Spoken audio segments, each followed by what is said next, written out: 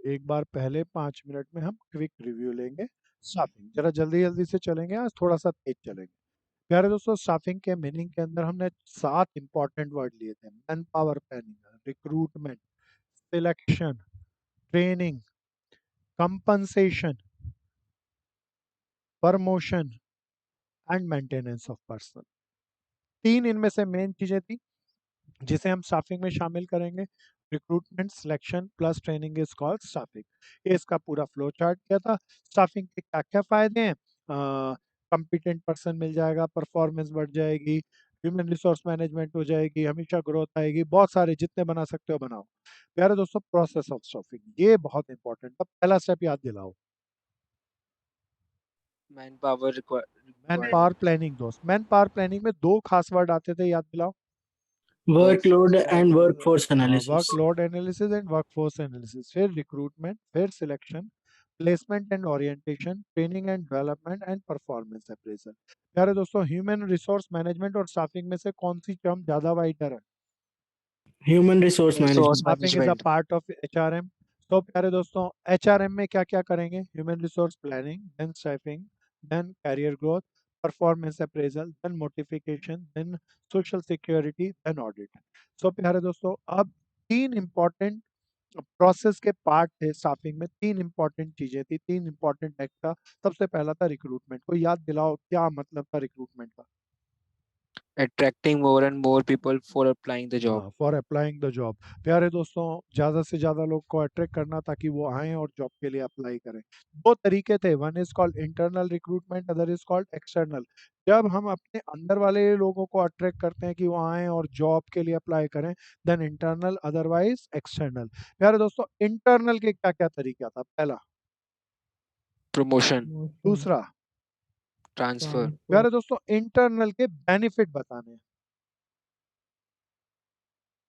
Less cost, more less हाँ, time, हाँ, more cost कम efficiency. लगेगी, टाइम कम लगेगा। No need for orientation and placement. हाँ, less requirement of training and development. और मोटिवेशन अमंग एम्प्लॉइज, हाँ, मॉरल हाई होगा, मोटिवेशन अमंग द मेंबर्स होगी। एक और बता दो।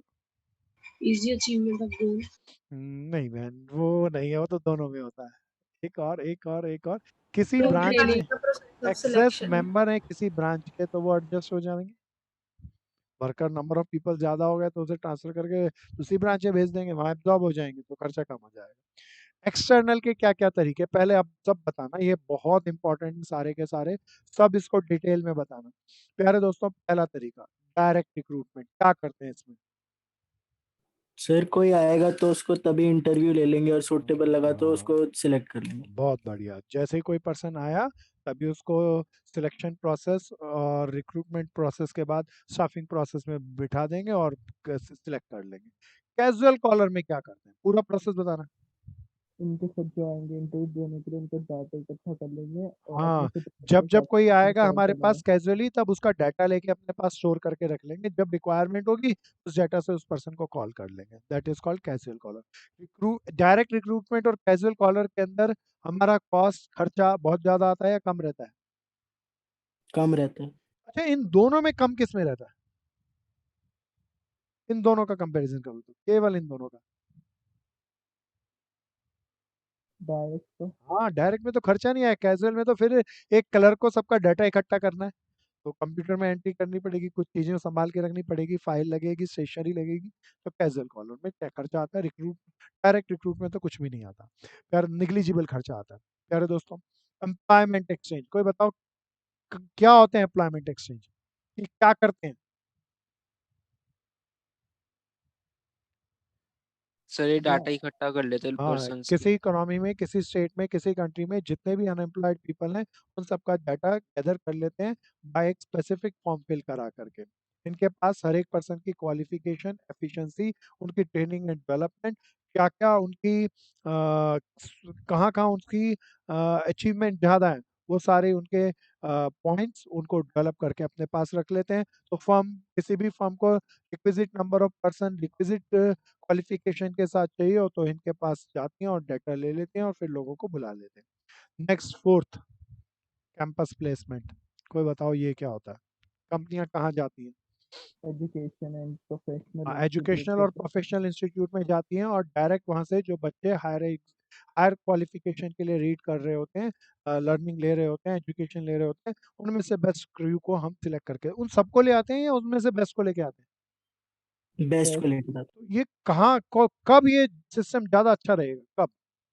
सर जब इनोवेशन की हाँ, रिक्वायरमेंट है जब फॉर्म में। हमें innovative, highly qualified, highly competitive personal की रिक्वायरमेंट हो तो कैंपस प्लेसमेंट की जरूरत पड़ेगी। कैंपस प्लेसमेंट में जाके लोगों को लाने का खर्चा कम आता है या ज्यादा आता है? ज्यादा आता है। ज्यादा ज्यादा आता है प्यारे दोस्तों। प्लेसमेंट एजेंसी कोई बताओ ना,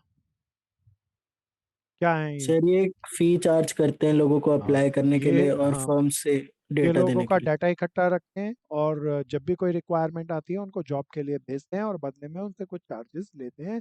और ये फिजिकल ऑर्गेनाइजेशन भी है और ऑनलाइन भी है। ऑनलाइन ऑर्गेनाइजेशन में इसका कोई एग्जांपल याद दिला दो। monster.com monster dot naukri.com। Com, नौकरी डॉट कॉम इसके ही एग्जाम्पल है। अरे दोस्तों, फिर एडवर्टीजमेंट। एडवर्टीजमेंट का मतलब बताओ क्या? सर मैगजीन्स और न्यूज़पेपर्स में ऐड मैगजीन देना। या तो पेपर मीडिया में, ये ई मीडिया के अंदर हम एडवर्टाइज करें अपने यहाँ पर किस रिक्वायरमेंट, कितने लोगों की रिक्वायरमेंट है, कितने वर्कफोर्स की रिक्वायरमेंट है, उनकी क्वालिफिकेशन एफिशिएंसी क्या होनी चाहिए, तो लोग आएंगे और अप्लाई करेंगे। प्यारे दोस्तों, कॉन्ट्रैक्टर, ये बहुत बढ़िया था, कोई याद दिलाओ। एक पर्सन अपॉइंट कर देंगे वो हाँ, एक लेकर आएगा पर्सन सर। अपॉइंट कर देंगे, उसे बता देंगे हमें इतने पर्सन की जरूरत है, उसकी जिम्मेदारी वो अपने आप ही सारे लोगों को लेके आएगा और अपने बिहाफ पर काम कराएगा। हम तो उसे लोगों के हिसाब से पैसे देंगे या जॉब के हिसाब से पैसे देंगे? जॉब के हाँ, साथ। जॉब के हिसाब से, हमारे काम के हिसाब से पैसे दे देंगे, हम वर्कर के हिसाब से पैसे नहीं देंगे। ये कब फायदेमंद रहता है, क्यों फायदेमंद रहता है? जब लेबर लॉज लेबर लॉस से नहीं आती इसके अंदर प्रॉब्लम। तो प्यारे दोस्तों, दिस इज मोर इम्पोर्टेंट इनके। अच्छा, इसके बेनिफिट हमने इसके तो कर लिए थे, इसके नहीं किए। एक्सटर्नल के क्या क्या फायदे? फ्रेश टैलेंट आ जाता है, आपके पास बहुत ज़्यादा चॉइस होती है, हाईली क्वालिफाइड पीपल्स को आप इकट्ठा कर सकते हैं, हाईली कॉम्पिटिटिव पर्सनल को आप इकट्ठा कर सकते हैं। प्यारे दोस्तों, इसकी इंटरनल की ये लिमिटेशन है, एक्सटर्नल की लिमिटेशन ये है। तो मेरिट, डिमेरिट सब हो गए। फिर बताओ, डिफरेंस निकालना हो तो डिफरेंस कुछ और है या यही 8 है? यही हो जाएगा सर। एक मीनिंग से बनेगा और 8 ही बन जाएंगे। प्यारे दोस्तों, आगे चलें। इसके बाद हमारा प्रोसेस था selection. Selection process positive process है या नेगेटिव प्रोसेस है? Negative process. Already applied people में से बेस्ट पर्सन को अपने पास रखना और बाकी को हटा देना, that's is a selection process. Selection process के अंदर पहला काम क्या करते हैं, कोई याद दिलाओ, हमने परसों किया था। Preliminary screening. स्क्रीनिंग। हाँ प्यारे दोस्तों, प्रिलिमिनरी स्क्रीनिंग। प्रिलिमिनरी स्क्रीनिंग में कोई याद दिला दो क्या करते हैं?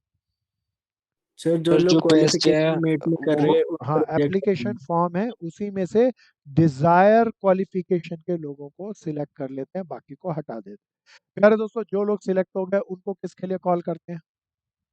Selection test. Test. Test, selection test लेते हैं। ये सिलेक्शन टेस्ट ओरल होता है या रिटर्न होता है? रिटर्न होता है। रिटर्न होता है। इसमें कौन कौन से टेस्ट लिए जाते हैं? Aptitude test. Aptitude test, very good. Personality test. पर एप्टीट्यूड टेस्ट से क्या पता चलता है?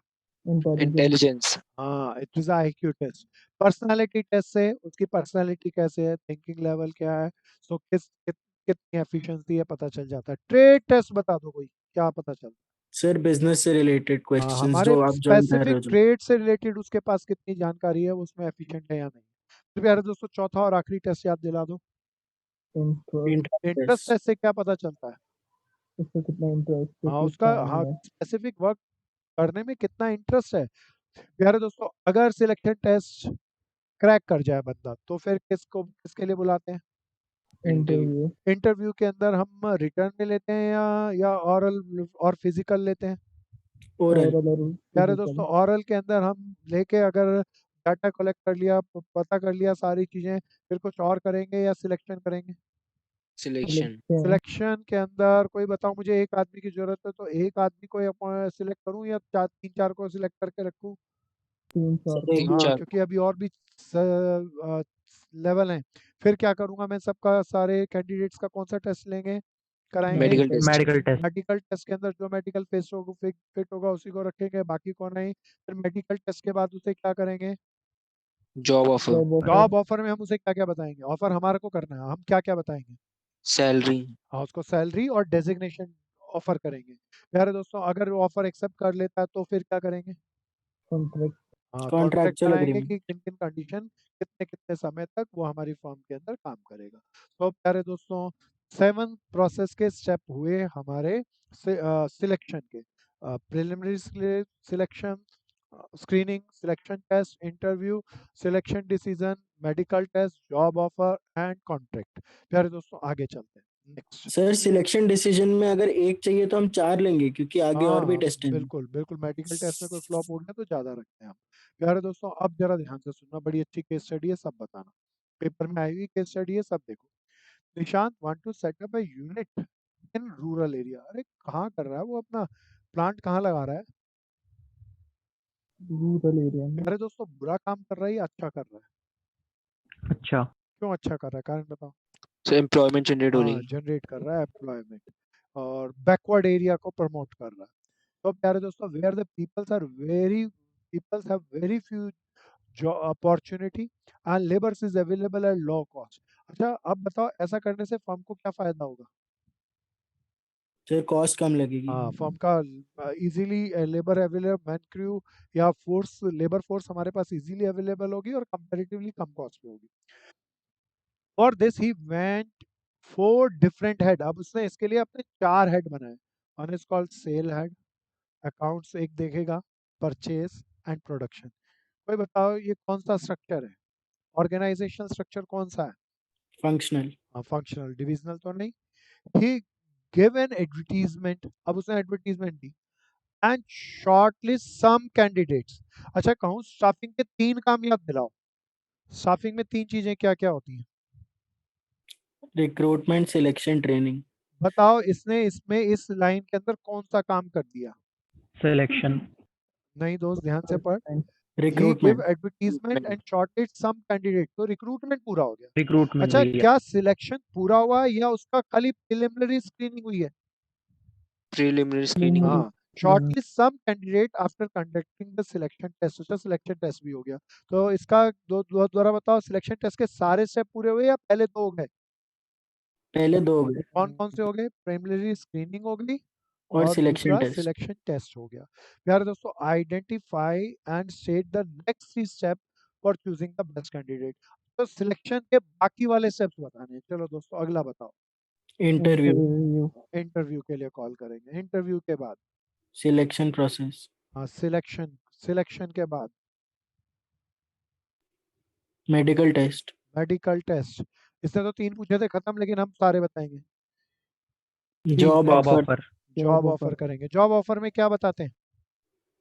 पोस्ट और सैलरी, बॉस और सैलरी। जॉब ऑफर के साथ क्या करेंगे? कॉन्ट्रैक्ट। कॉन्ट्रैक्ट, कॉन्ट्रैक्ट साइन करेंगे, तब अपॉइंटमेंट लेकर देंगे प्यारे दोस्तों। ओके जी, ये हमने ये सारे बता दिए भैया। आगे क्या क्या होगा? Also identify the true value which Nishant want to communicate. अच्छा, ये क्या क्या वैल्यूज कम्युनिकेट कर रहा है यहाँ पर? ट्रू वैल्यूज बतानी है। रूरल डेवलपमेंट, हाँ प्यारे दोस्तों, रूरल डेवलपमेंट, एम्प्लॉयमेंट जनरेशन, हाँ एम्प्लॉयमेंट जनरेशन, या इक्वालिटी भी कह दूं। इक्वालिटी को प्रमोट कर रहा है भाई। प्यारे दोस्तों, क्या मैं ये कह सकता हूँ ये कॉस्ट कम आएगी? बोलो बोलो बोलो, कॉस्ट कम आएगी? क्या लिख सकता हूँ? बताओ ना। अच्छा, निशांत की वैल्यूज लिखनी है, निशांत को जो मिल रही है, ये कम्युनिटी को दे रही है? कम्युनिटी को। कम्युनिटी नहीं लिखा, कम्युनिकेट लिखा भैया। फिर तो कॉस्ट कम आ जाएगी, आ जाएगी ना? सर तो बट कॉस्ट कम तो उसका बेनिफिट होगा ना, नहीं खाली नहीं, निशांत का। ध्यान से सुनना। कॉस्ट कम आना भाई, कहते हैं सब निशांत का बेनिफिट होगा, नहीं यार दोस्तों, कॉस्ट कम आएगी तो बताओ प्राइस ज्यादा होगा या कम होगा? कम होगा। प्राइस कम होगा तो कम्युनिटी को हेल्प हो गई, हो गई ना दोस्त? Yes sir. आगे चलते हैं, अच्छी सी केस स्टडी थी, ध्यान से सुनना। तीसरा स्टेप था ट्रेनिंग। अरे दोस्तों, अब ट्रेनिंग में एक पिक्चर बना लाया, सारी चीजों को देखो और एनालाइज करो, मन में विचार लाओ, क्या होती है ट्रेनिंग? प्यारे दोस्तों, ट्रेनिंग के अंदर सबसे पहला कीमती वर्ड, ट्रेनिंग के लिए क्या करते हैं? ट्रेनिंग सीखने के लिए हम क्या लेते हैं? कोचिंग। कोचिंग, सीखने के लिए कोई टीचिंग करता है। इससे नॉलेज घटती है या बढ़ती है? ठीक है। बढ़ती है। लेफ्ट से आती है, राइट से आती है या हर डायरेक्शन से आती है? और डायरेक्शन से स्किल कम हो जाती है या बढ़ जाती है? बढ़ जाती है। आपकी क्वालिफिकेशन वही रहती है या आपकी क्वालिफिकेशन भी बढ़ जाती है? बढ़ जाती है। अगर आप ट्रेनिंग ले रहे हो तो आपका लाइफ स्टैंडर्ड, लिविंग स्टैंडर्ड नीचे की तरफ जाएगा या अपवर्ड हो जाएगा? अब हो आप जाएगा। ओवरऑल डेवलप करेंगे, आपका एक्सपीरियंस बढ़ने लगेगा। तो ये सब ट्रेनिंग के वर्ड हैं। क्या क्या वर्ड हैं दोबारा बोलो? Coaching, teaching, knowledge, skill, learn, qualification, development, experience. तो प्यारे दोस्तों, व्हाट इज ट्रेनिंग? इसको मैं कुछ वर्ड्स में लेके आ रहा हूँ। पैराग्राफ नहीं लिख रहा, पैराग्राफ आप बनाना। मैं पिक्चर्स की फॉर्म में लिख रहा हूँ ताकि आप बढ़िया से डेवलप कर सकें। इक्विपिंग द वर्कर, वर्कर को इक्विप करना with required skill.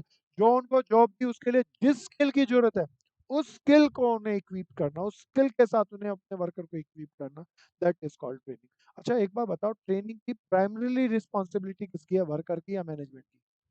Management. Management. It's a responsibility of management. अच्छा, इससे मैनेजमेंट का ऑपरेटिंग कॉस्ट घटता है या बढ़ता है? बढ़ता है। बढ़ता है। ऑपरेटिंग कॉस्ट तो बढ़ता है, लेकिन प्रोडक्शन कॉस्ट पर यूनिट बढ़ती है या घटती है? कम हो जाएगी। बढ़ती है। हाँ, ऑपरेटिंग कॉस्ट बढ़ती है लेकिन प्रोडक्शन कॉस्ट घटती है। इसीलिए कई बार आ जाता है ट्रेनिंग के ऊपर खर्चा करना जायज़ है या नहीं है? तो पक्का जायज़ है। ट्रेनिंग से ऑपरेटिंग कॉस्ट बढ़ेगी, लेकिन लर्न पीपल जो अच्छे से सीख जाएगा वो ज़्यादा एफिशिएंटली अच्छी हायर क्वालिटी की प्रोडक्शन को लेस टाइम पे लेस कॉस्ट पे परफॉर्म करेगा। इसीलिए कॉस्ट पर यूनिट कम हो जाएगी। और इफेक्टिव कॉस्ट मान ले तो ऑपरेटिंग और जो फायदा हुआ, ऑपरेटिंग कॉस्ट बढ़ गई और कॉस्ट घटने के कारण जो फायदा हुआ उसमें फ़ायदा ज़्यादा होगा। इसीलिए ट्रेनिंग पे किया जाने वाला खर्चा हमेशा जायज़ होता है। सो प्यारे दोस्तों, अच्छे से नोट्स बनाते रहना, पिक्चर बनानी है, सब बढ़िया से करना, डेवलप करना। प्यारे दोस्तों, थोड़ी सी और पिक्चर सर लेते हैं। इफेक्टिव कॉस्ट क्या होता है? इफेक्टिव नेट कॉस्ट मतलब कि इफेक्टिव कॉस्ट को हम यहाँ दोनों चीज़ों से ले रहे हैं। ऑपरेटिंग कॉस्ट खर्चा बोले तो घाटा, फील बैक। फिर कॉस्ट पर यूनिट कम हो गई, फील गुड। इन दोनों का डिफरेंस लें तो नेट क्या हुआ? नेट देना पड़ा या नेट मिला? That is called effective cost. Okay sir. तो प्यारे दोस्तों, आप जरा ध्यान से सुनना, ये जो भी ट्रेनिंग होनी चाहिए नॉन प्लान तरीके से होनी चाहिए या प्लान तरीके से होना चाहिए?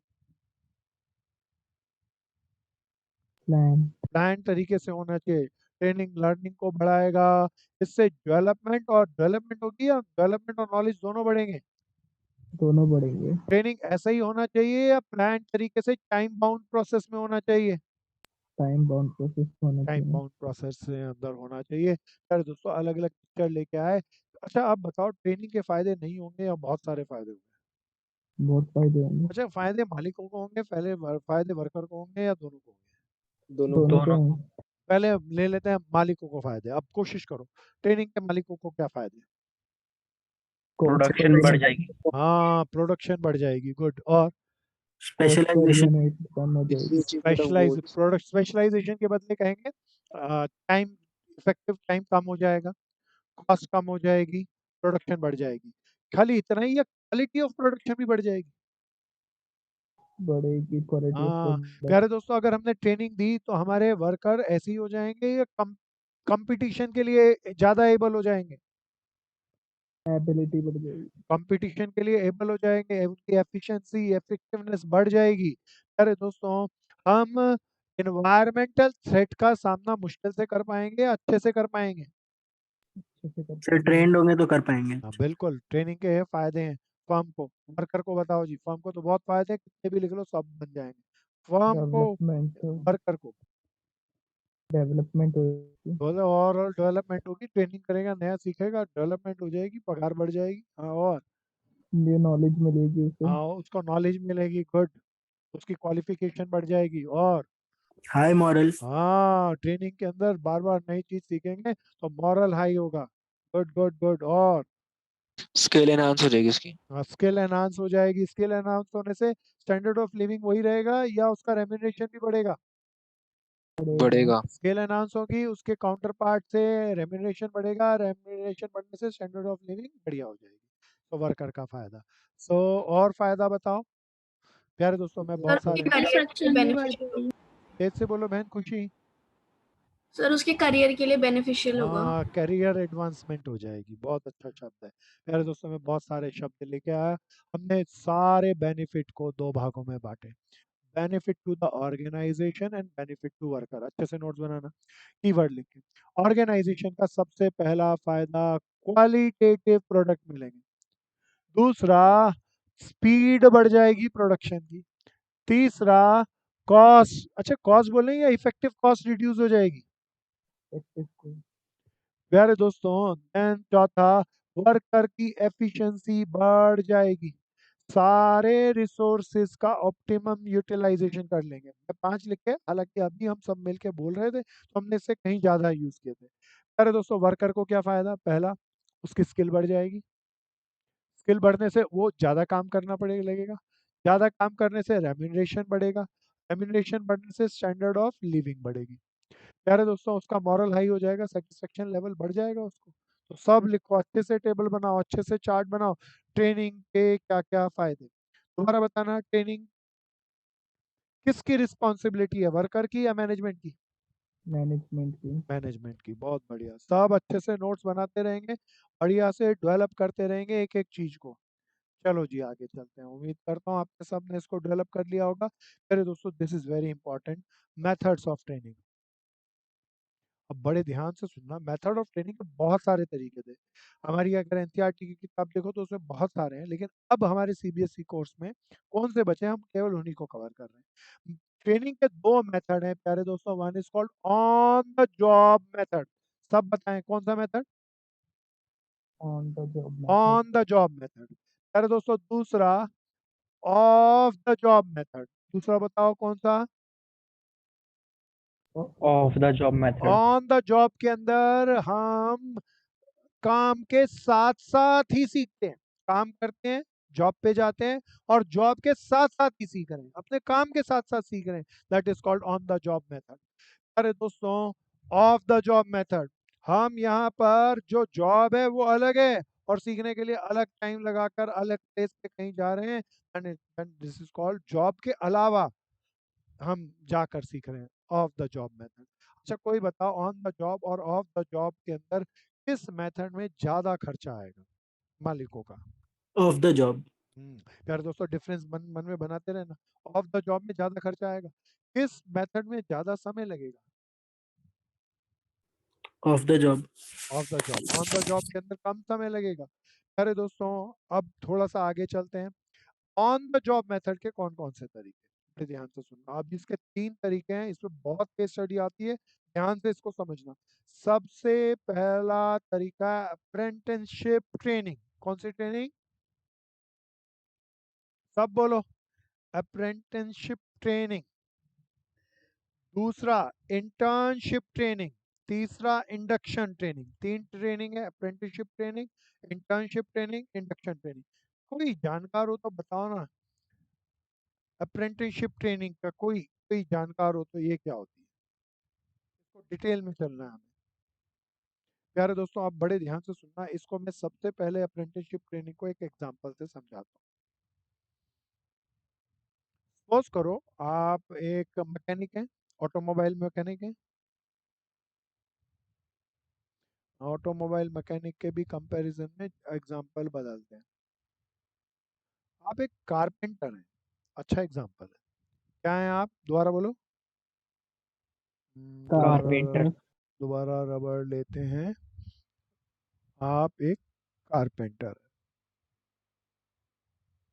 अब कारपेंटर के अंदर एक नया पर्सन है, उसे कारपेंटरी का काम सिखाना है, तो क्या करें? ट्यूशन पे भेजें, कोचिंग क्लासेस दें, जब काम नहीं चल रहा होगा रात में बैठ के सिखाएं, या काम पे अपने साथ ले जाएं? अपने साथ ले जाएंगे। काम के अंदर अपने साथ ले जाएं। तो जो भी पर्सन ट्रेनिंग लेता है वो अंडर सुपरविजन ऑफ बॉस, किसके अंडर सीखता है? किसके सर अंदर बॉस। सीखता है? तो बॉस ही, जो उसका सुपीरियर है, वही उसे लीड करता है, वही उसे सुपरवाइज करता है, और वही उसे लर्न करता है, लर्निंग देता है, सिखाता है। सो प्यारे दोस्तों, ऐसा करने से, अब बड़े ध्यान से सुनना, अगर आप अप्रेंटिसशिप ट्रेनिंग के अंदर, मैंने एग्जांपल दिया कारपेंटर का, किसी को कारपेंटरी सीखनी है तो प्यारे दोस्तों वो ऑन द जॉब मेथड पे जाएंगे, और एक कारपेंटर जो बेस्ट कारपेंटर है उसके पास हम जाके सीखेंगे, और काम करता, जब वो काम खुद कर रहा होगा तो उसे देखते रहेंगे और धीरे धीरे छेनी हथौड़ा चलाना सीख जाएंगे। इसका ये एक प्रोफेशनल एग्जांपल देता हूँ। If you want to become a CA, if you want to become a CA, आप सीए बनना चाहते हैं तो किससे जाकर मिलना अच्छा होगा? एक टीचर से, एक एजुकेशनिस्ट से, या एक सीए से? उसी एक से सीए के पास जाएं, उसको बोले क्या क्या वर्क हैं आपके, हमें समझाओ कैसे कैसे करते हैं, वो सारे सारे काम समझाओ, आपने सीए के एग्जाम कैसे दिए थे, कितने समय पढ़ते थे, कैसे कैसे प्लानिंग करते थे, वो सारी सीख लें, बन जाएंगे दोस्तों एक दिन। तो कौन सी ट्रेनिंग? Apprenticeship training. हालांकि अप्रेंटिसशिप ट्रेनिंग सीए का परफेक्ट एग्जांपल नहीं है, उसका कारण मैं थोड़ी देर में बताऊंगा। कारपेंटरी उसका परफेक्ट एग्जांपल है। ये मैंने बस समझाने के लिए सीए का एग्जांपल लिखा, एग्जैक्ट नहीं है सीए का एग्जांपल, उसका एक कारण है। तो अब प्यारे सर दोस्तों, हो सकता है क्योंकि लॉयर्स के अंडर भी जूनियर लॉयर्स बैठ के कोर्ट मैं केस के वहाँ जो प्रोफेशनल में ना थोड़ा सा फर्क है, वो मैं इसीलिए इंटर्नशिप के अंदर शामिल करता हूँ। क्यों, उसका कारण भी बताता हूँ आपको। तो अप्रेंटिसशिप ट्रेनिंग के अंदर हम किसी बॉस के पास जाते हैं, और उस बॉस जब काम कर रहा होता है तब उसके साथ साथ उसकी हेल्प कराते हैं, और हेल्प कराते कराते सीख जाते हैं। तो प्यारे दोस्तों, अब कोई मुझे बताओ, ऐसा करने से एक्सीडेंट का खतरा नहीं है या है? है सर। ऐसा करने से एक्सीडेंट का खतरा कम हो, क्योंकि बॉस के सुपरविजन में काम करते हैं, लेकिन होता है, खतरा होता है एक्सीडेंट का। सो प्यारे दोस्तों, अ, ऐसा करने से जो हमारा अप्रेंटिसशिप है वो चीजों को वेस्ट नहीं करेगा, या करेगा? करेगा इनिशियली। करेगा, इनिशियली वेस्ट करेगा, चीजों को खराब करेगा। ओके दोस्तों, that is called apprenticeship training. हमें कोई चीज सीखनी है तो किसी बॉस को पकड़ लिया और उसके अंदर सीखने, उसके साथ बैठने उठने, उसके साथ काम करने लगे, धीरे धीरे सीखे। इंटर्नशिप ट्रेनिंग, प्यारे दोस्तों इंटर्नशिप ट्रेनिंग को बड़े ध्यान से सुनना। क्यों मैंने सीए और लॉयर्स की बात को काट दिया? इंटर्नशिप के अंदर हमारी जो, हम कोई भी जो प्रोफेशनल और एजुकेशन ले रहे हैं, कौन सी एजुकेशन ले रहे हैं, तेज से बोलो।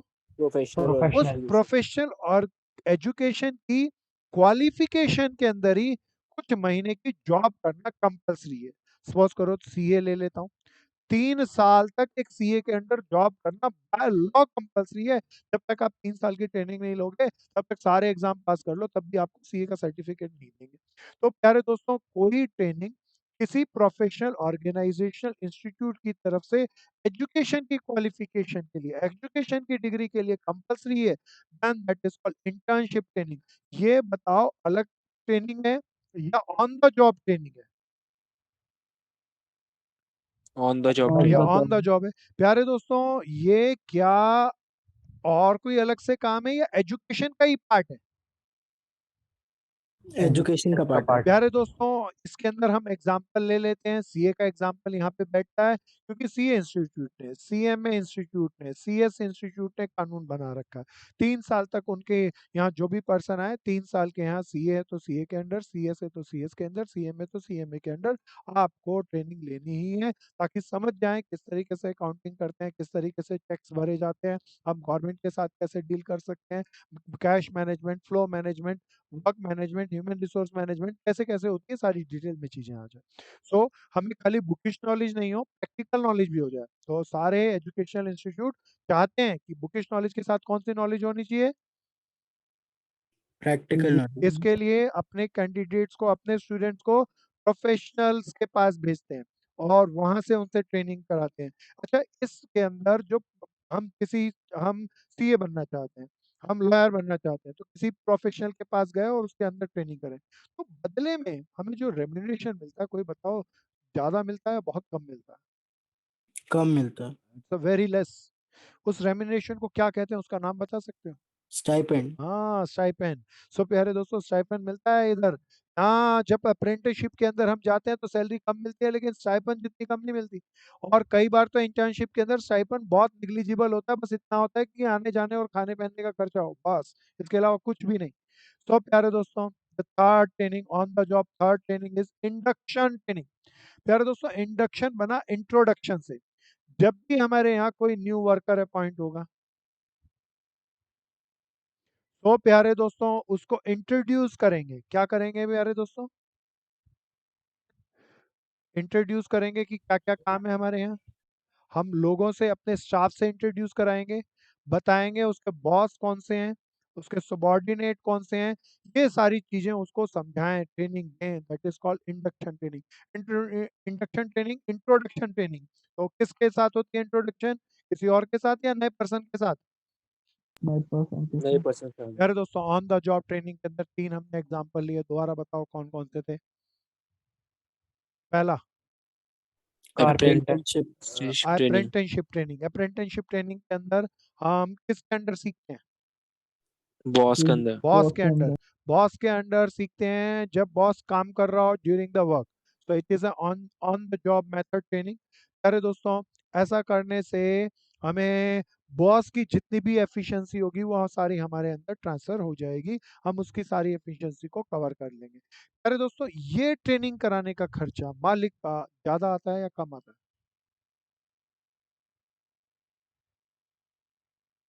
बोलो बोलो बोलो बोलो। मालिक का, कम ऑर्गेनाइजेशन आता है। का, हाँ बिल्कुल बहुत कम आता है, निग्लिजिबल है। तो प्यारे दोस्तों, बदले में हम उसको क्या देंगे, कुछ और या ordinary wages and salary? Ordinary salary. Skilled people के वेजेस एंड सैलरी देंगे या अनस्किल्ड पीपल के वेजेस एंड सैलरी देंगे? अनस्किल्ड। हाँ प्यारे दोस्तों, फिर था इंटर्नशिप ट्रेनिंग। इंटर्नशिप ट्रेनिंग के अंदर हमने पढ़ा education, professional institute, theoretical knowledge के साथ साथ professional knowledge, practical knowledge enhance करने के लिए प्रैक्टिकल फर्म्स के अंदर, कंपनीज के अंदर प्रोफेशनल पीपल्स के पास भेजते हैं जिससे कि हम प्रैक्टिकल नॉलेज अटेन कर सकें, और इसके बदले हमें वो organisations very less amount of salary और वेजेस देती हैं, that is called as stipend. प्यारे दोस्तों, then the third is called introduction training, induction training. जब भी कोई नया पर्सन अपॉइंट किया कोई नई पोस्ट पे, तो उसे इंट्रोड्यूस कराना पड़ता है वर्क के साथ, स्टाफ के साथ, that is called induction training. प्यारे दोस्तों, ऑन द जॉब के 3 तरीके। ऑफ द जॉब की बात करते हैं।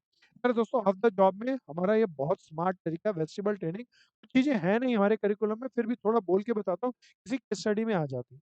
प्यारे दोस्तों, कोचिंग, बताओ ट्रेनिंग का तरीका नहीं है या है? है। है। प्यारे दोस्तों, कोई बताओ कोचिंग के लेने आप जा रहे हो, आप सोच करो आप काम कर रहे हो किसी इलेक्ट्रिसिटी जनरेटिंग कंपनी के अंदर। बिजली बनाने का विभाग है, वहाँ बिजली बनती है। आप ट्रेनिंग के लिए कहीं कोचिंग क्लासेस पढ़ रहे हो और वहाँ बिजली कैसे बने, उसको कैसे कैसे बनाए, प्योरीफाई करें, ये सीख रहे हो। बताओ ये ऑन द जॉब है या ऑफ द जॉब है? ऑफ द जॉब है। इसके अंदर टाइम और खर्चा नहीं लगेगा या लगेगा? लगेगा सर। प्यारे लगेगा। दोस्तों, ये of the job training generally comparison कर रहा हूँ ऑन द जॉब से। ऑन द जॉब के कंपैरिजन में मॉरल वर्कर का ज्यादा अच्छा होगा या कम अच्छा होगा कंपैरेटिवली? ज्यादा अच्छा होंगे। ऑफ द जॉब में पहले 8 घंटे तू काम भी करेगा भाई, 4 घंटे ऑफ द जॉब ट्रेनिंग भी करनी है। यहाँ सारे वर्कर है ना, तो ऑन द जॉब के साथ साथ ऑफ द जॉब का मतलब जॉब तो करनी है, ये तो खाना कहाँ से आएगा? ऑफ द जॉब के अंदर कंपैरेटिवली ऑन द जॉब के कंपैरिजन में, क्योंकि बदले में ऑफ द जॉब में आपने 4 घंटे लगाए, आप ट्रेनिंग के लिए गए, क्या मालिक आपको उन 4 घंटे के पैसे देगा? बोलो बोलो बोलो। नहीं नहीं देगा, सर। नहीं देगा। इसीलिए यहाँ मॉरल ऑन द जॉब के कंपैरिजन में कम होता है। सब प्यारे दोस्तों, कोचिंग क्लासेस मैंने इसका एग्जांपल दिया, हालांकि कोचिंग क्लासेस हमारे करिकुलम का पार्ट नहीं है, हमें नहीं पढ़ना, पर वैसे ही समझाने के लिए बोला। अब इसका बड़ा इंपॉर्टेंट आता है वेस्टिबल ट्रेनिंग। कोई बता सकता है वेस्टिबल ट्रेनिंग क्या होती है? सर बाहर जाके सेम टाइप के डमी इक्विपमेंट पे काम करके सीखना। कब करते हैं ये? गुड। सर जब स्पेशलाइज नॉलेज चाहिए होती है इक्विपमेंट के रिलेटेड। नहीं दोस्त, पूरी बात नहीं है, पर तू कुछ जानता जरूर है। प्यारे दोस्तों, जब भी हमारा कोई भी इक्विपमेंट हाईली सोफिस्टिकेटेड हो, उसकी उसकी कॉस्ट बहुत ज्यादा हो, तब प्यारे दोस्तों उस इक्विपमेंट में ऐसे ही किसी नए आदमी को हम बिठा दें काम करने के लिए, अगर नए आदमी को बिठा दिया और उसने एक्सीडेंट कर दिया, तो बताओ नुकसान कम होगा या बहुत ज्यादा हो जाएगा? बहुत ज्यादा। इससे बचने के लिए हम उसे कहते हैं भैया ये हाईली सोफिस्टिकेटेड इक्विपमेंट है, इसको चलाने में खर्चा बहुत ज़्यादा आता है, अगर इसको ठीक ढंग से ऑपरेट नहीं किया तो लॉस बहुत ज़्यादा हो जाएगा, इसलिए आप एक काम करो, अलग से ट्रेनिंग लेके आओ। अलग से ट्रेनिंग लेके लेके आने के लिए प्यारे दोस्तों आर्टिफिशियली, अब जैसे मैं आपको एग्जांपल देता हूँ, पायलट बनने का। प्यारे दोस्तों पायलट हवाई जहाज चलाता है। प्यारे दोस्तों हवाई जहाज कोई बताओ सस्ता आता है या बहुत महंगा आता है? बहुत महंगा। 50-60 करोड़ रुपीस का एक छोटा सा हवाई जहाज आता है। अगर हवाई जहाज के पायलट ने उड़ाने के लिए नए आदमी ने गलत तरीके से इंजन को ऑन ऑफ कर दिया, तो बताओ हवाई जहाज बचेगा या वो इंसान भी चला जाएगा? इंसान ही चला जाएगा। हाँ, प्यारे दोस्तों बहुत ह्यूज लॉसेस हैं, इसीलिए पहले इस तरह की ट्रेनिंग देने के लिए पहले हवाई जहाज दें या उसके डमी आर्टिफिशियल सिचुएशन बनाएं। डमी और आर्टिफिशियल सिचुएशन बनाते हैं, 3D टेक्निक से, न्यू टेक्नोलॉजी से बिल्कुल same real situation, artificial real situation हम पैदा कर देते हैं और उस आर्टिफिशियल रियल सिचुएशन के अंदर हम उसको ट्रेनिंग देते हैं। प्यारे दोस्तों, तो जैसा हमने कहा अगर आप पायलट बनना चाहते हो तो आप कभी किसी फेयर में गए हो तो पायलट को बनाने के पहले उसे ट्रेनिंग देते हैं सिमुलेटर्स पे। तो बहुत सारे सिमुलेटर्स लगा देते हैं जिससे उस सिमुलेटर पे बैठकर यकीन होता है कि भैया वो बिल्कुल हवाई जहाज में बैठा है, एग्जैक्ट वही सिचुएशन पैदा कर देते हैं। तो फिर हवाई जहाज चलाने को कहते हैं, तो आर्टिफिशियली हवाई जहाज चलाना सीखता है, उतारना सीखता है। जब स्ट्रेस में वो पूरा हो जाए और उसकी अच्छे से ट्रेनिंग हो जाए तब जाके उसको रियल एयरक्राफ्ट उड़ाने के लिए दिया जाता है। इसका एक एग्जांपल और देता हूँ, एग्जांपल से ही समझेंगे। एग्जांपल क्या दिया, कोई याद दिलाओ इसका? पायलट एयरक्राफ्ट को फ्लाई करने के लिए। प्यारे दोस्तों एक बस का एग्जांपल देता हूँ, वोल्वो बस का नाम सुना? बोलो ना कोई। Yes, हाँ sir. भैया। वोल्वो बस कोई बता सकता है कितने की आती है?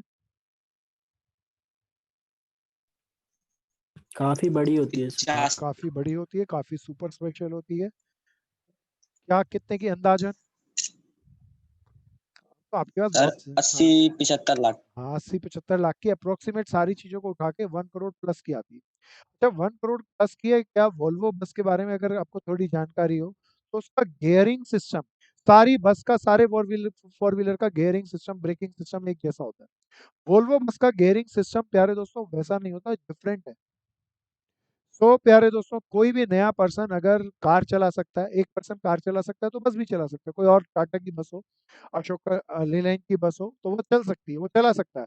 सपोज करो आप कार चलाना जानते हो तो आप बस भी थोड़े से एक्सपीरियंस के बाद चला लेंगे। लेकिन वॉल्वो बस अगर आपने उठाई और आपने गियर बाकी के जैसे चल लगते हैं, उससे रिवर्स डायरेक्शन में लगते हैं, प्यारे दोस्तों उल्टे गियर लगा दिए तो बस बचेगी या खराब हो जाएगी?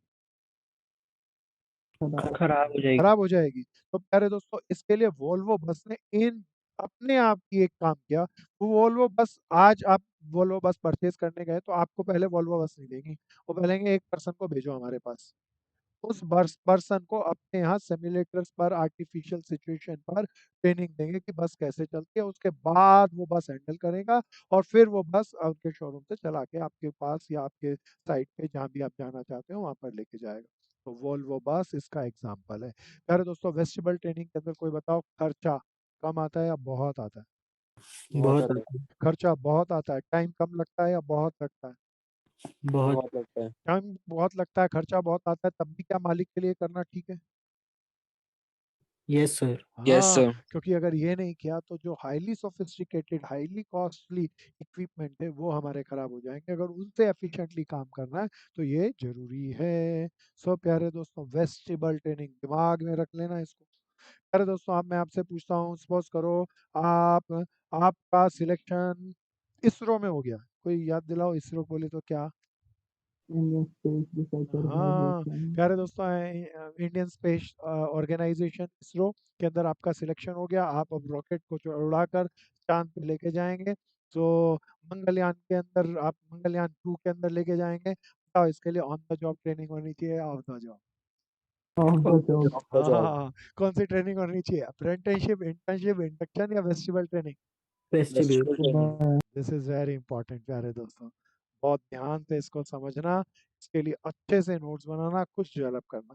आपके पास बहुत सारी किताब होंगी, सारी किताबों को देखना, सारा डेटा कलेक्ट करना। अ, जब हम एनसीईआरटी को देखेंगे तो एनसीईआरटी 15-20 साल पुरानी है, तो उसमें ऑन द जॉब के और भी तरीके होंगे, ऑफ द जॉब के और भी तरीके होंगे, सबको रीड जरूर कर लेना। लेकिन अब हमारे करिकुलम में केवल यही। तो प्यारे दोस्तों कोई दोबारा बताओ आज हमने क्या टॉपिक पूरा किया? कुछ और या ट्रेनिंग? ट्रेनिंग। एक बार मैं दोबारा से दिखा लूं ट्रेनिंग का। रिस्पॉन्सिबिलिटी किसकी है ट्रेनिंग की? मालिक की, वर्कर की, या दोनों की? मालिक की। हाँ नहीं दोस्त, अगर मैं कहूँ रिस्पॉन्सिबिलिटी किसकी है तो दोनों की। प्राइमरी रिस्पॉन्सिबिलिटी किसकी है? तो मालिक की। दोनों में फर्क आ गया प्यारे? Yes sir. तो प्यारे दोस्तों, equipping the worker with requisite skill is called training. So प्यारे दोस्तों, ट्रेनिंग की डेफिनेशन को हमने इस अलग अलग साइड से प्रेजेंट किया। इसके फायदे, मालिक को बहुत सारे फायदे, वर्कर को बहुत सारे फायदे। फिर method of the training, on the job training, of the job training. On the job के 3 तरीके और ऑफ द जॉब के बहुत सारे तरीके होते हैं, लेकिन हमने पढ़ाई। सर सीए का जो 3 ईयर वाला आपने बोला वो इंटर्नशिप में आएगा ना? हाँ इंटर्नशिप में आएगा, क्योंकि बाय लॉज है। अगर लॉ नहीं होता तो हम अप्रेंटिसशिप में डाल देते हैं। क्या ये समझ में आ गया दोस्त? Yes sir. C institute degree नहीं देता 3 साल की ट्रेनिंग के बगैर। तो प्यारे दोस्तों आगे चलते हैं। प्यारे दोस्तों, ये तो ट्रेनिंग। अब आते हैं डेवलपमेंट पे। ट्रेनिंग और डेवलपमेंट में क्या चीज बड़ी है? डेवलपमेंट। प्यारे दोस्तों बहुत इंपॉर्टेंट है ये, देखना। Training is a part of development ना। डेवलपमेंट बड़ी चीज है और उसका एक छोटा सा पार्ट है ट्रेनिंग। प्यारे दोस्तों, अब ट्रेनिंग और डेवलपमेंट के अंदर डिफरेंस है। मैं डेवलपमेंट का मतलब भी आपके सामने रखूंगा, बहुत सावधानी से देखना। प्यारे दोस्तों, एक एक चीज करके देखना। ट्रेनिंग से हमार को जो हमारी जॉब है, हम जहाँ काम करते हैं वहाँ जो जॉब है, उस जॉब को ठीक ढंग से करने की स्किल मिलती है। लेकिन डेवलपमेंट से तो हमारी ओवरऑल ग्रोथ होती है। हम कैसे उठते हैं, बैठते हैं, कैसे खाते हैं, कैसे चलते हैं, कैसे रहते हैं, ओवरऑल ग्रोथ, पूरी की पूरी ग्रोथ होती है। यहाँ स्किल बढ़ती है, यहाँ ओवरऑल ग्रोथ बढ़ती है। प्यारे दोस्तों, पर्पस क्या है? यहाँ खाली पर्पस है कि आपकी जॉब में जो आपकी परफॉर्मेंस है, आप अपना जो काम है, आपकी प्रोडक्शन है, वो बढ़ जाए। प्यारे दोस्तों, यहाँ खाली प्रोडक्शन से मतलब नहीं है, आपकी ओवरऑल परफॉर्मेंस बढ़ जाए। आप सारे दिन में जो स्टैंडर्ड ऑफ लिविंग है वो आपका इम्प्रोवाइज हो जाए। प्यारे दोस्तों, आप बिल्कुल ध्यान से सुनना। ट्रेनिंग के हालांकि 2 मेथड पढ़े हमने। जर्नली ट्रेनिंग कौन से मेथड से होती है? जनरली किसी को ट्रेन करना हो तो जनरली अप्रेंटिसशिप ट्रेनिंग एक एबनॉर्मल कंडीशन है, जो हाईली सोफिस्टिकेटेड हमारे इक्विपमेंट होंगे। तो जनरली ट्रेनिंग के अंदर तो हम काम के साथ साथ सिखाते रहते हैं लोगों को ऑन द जॉब। लेकिन डेवलपमेंट तो बताओ, जॉब पे होगी या घर पे होगी या दोनों में होगी? दोनों में। दोनों में होगी। ये जर्नली, दोनों के साथ जर्नली वर्ड यूज जरूर कर देना। अरे दोस्तों, दोबारा से बात करता हूँ। ट्रेनिंग के अंदर हम स्पेसिफिक जॉब को अच्छे से परफॉर्म करने के लिए स्किल्स को अपडेट करते हैं। यहाँ ओवरऑल ग्रोथ बढ़ती है। यहाँ पे जॉब की एफिशिएंसी, उसकी टाइम, उसकी कॉस्ट कम आ जाती है। यहाँ ओवरऑल परफॉर्मेंस इम्प्रोवाइज होती है। ये ऑन द जॉब होती है जनरली, ऑन द जॉब और ऑफ द जॉब दोनों होती है। अरे दोस्तों, इनिशिएट कौन करता है ट्रेनिंग में? इनिशियल एक्शन कौन लेता है? बॉस। बॉस। क्योंकि उसे काम कराना है, उससे हमसे काम लेना है। जबकि डेवलपमेंट में इनिशियल एक्शन बॉस नहीं लेता। ओवरऑल डेवलपमेंट में तो हर एक पर्सन को ही सेल्फ इंटरेस्ट लेना पड़ेगा। तो सेल्फ इंटरेस्ट होता है। प्यारे दोस्तों, अब ध्यान से सुनना। ट्रेनिंग का पीरियड क्या होता है? छोटा, कुछ समय में हम सीख जाएंगे। 1 महीने, 2 महीने, 2 दिन, 4 दिन। अरे दोस्तों, डेवलपमेंट 1 महीने, 2 महीने, 4 दिन चलती रहेगी या पूरी जिंदगी भर चलती रहेगी? चलती रहेगी sir. So it's a long term. सारा शॉर्टकट्स में लिखा हुआ है। अब इसको देख कर क्या ट्रेनिंग समझ में आई है? डेवलपमेंट भी समझ में आ गई? आ गई ना डेवलपमेंट समझ में? सो अच्छे से नोट्स बनाना। ब्रेन मैपिंग में डिफरेंस आ गया इससे अच्छे से। तो डिफरेंस पेपर में आ जाए तो ऐसा मत लिख के आना है, चार्ट जरूर बना के आना और इसको एक्सप्लेन करके लेके आना। सब जल्दी जल्दी करेंगे, तेजी से करेंगे, ध्यान से करेंगे। किसी को नहीं आया तो पूछेंगे। चलो जी, आगे करेंगे। प्यारे दोस्तों, कोई भी ऐसा नहीं करना। कोई पर्सन मेरे को बता रहा था, बड़ा ईमानदार मित्र था जो बता रहा था। फिर से डिस्कशन हुआ, पर्सनल फोन आया तो मैंने कहा क्या हाल चाल है, नोट्स कैसे बनते हैं? तो मेरा भाई बड़ा बताया ईमानदारी के साथ। बोलता है भैया बस सब कुछ समझ में आता है, बस मन ही नहीं करता नोट्स बनाने का। प्यारे दोस्तों, कोई भी मित्र अगर नोट्स नहीं बनाए तो क्या इस टॉपिक को एफिशिएंटली इफेक्टिवली कर पाएगा?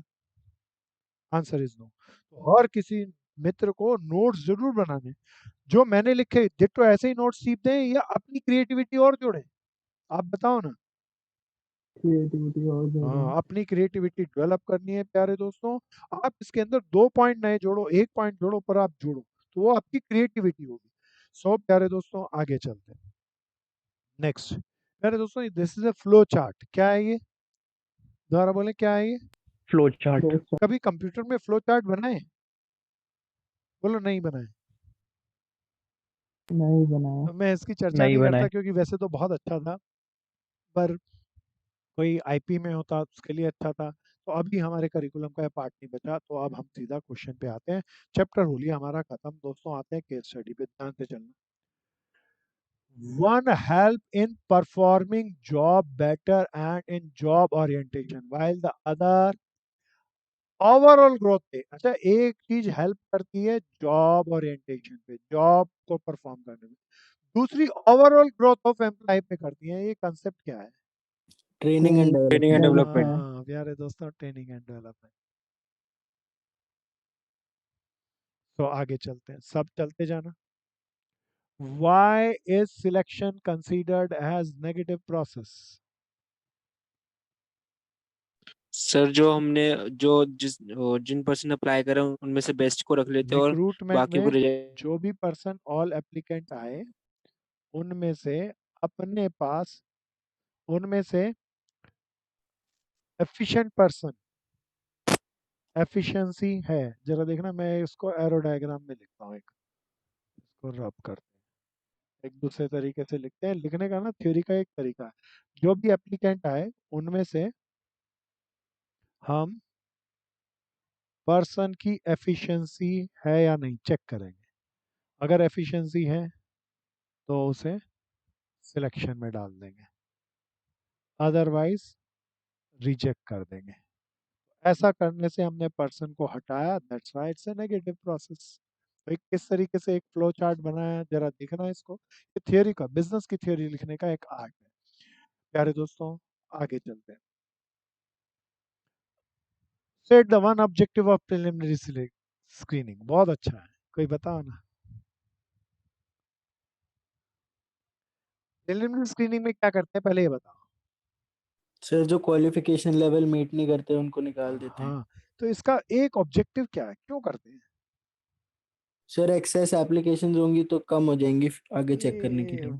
अगर कह रहा है वन, तो सारे नहीं बताने, बेस्ट वाला बताना है प्यारे। Best for more quality of efficiency. Workers. Best worker आ जाए, नहीं दोस्त, बेस्ट वर्कर तो खाली प्रीलिमिनरी स्क्रीनिंग से नहीं Or आते। simplification of selection process. हाँ गुड खुशी, वेरी गुड। ये जो सिलेक्शन का अगला टेस्ट है, सिलेक्शन प्रोसेस है, उसको सिंप्लीफाई करना और इजी बना देना। हमने फॉर्म को देख लिया और उनको हटा दिया, सबको टेस्ट में बुलाएंगे, खर्चा ज्यादा आएगा, समय ज्यादा आएगा। सो सिंप्लीफाई कर दिया सिलेक्शन प्रोसेस को। तो simplification of selection process, that is the one best objective of preliminary screening. तो सबको आ गया प्यारे दोस्तों, ध्यान से सुनना, सब लगाना इस बात को। What do you mean by the on the job training, सब बताओ, वन मार्कर है।